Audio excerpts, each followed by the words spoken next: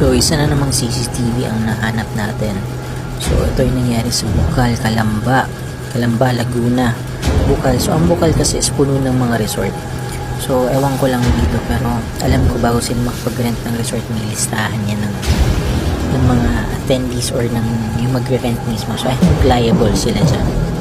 So, makita nyo dyan yung mga ginagawa ng mga kalalakihan na nag-rent ng private resort. So, private resort to. So, meaning, exclusive yan para sa kanila. I-rent nila yung whole place, may rooms, may kitchen, kompleto actually yung amenities nila. May pool. So, yun. Sa Bukal siya.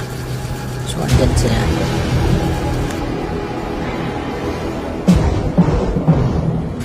So, itong CCTV footage to is nanggaling mismo sa may-ari ng resort. So, pinost niya nga kasi nga binabo yung resort nila.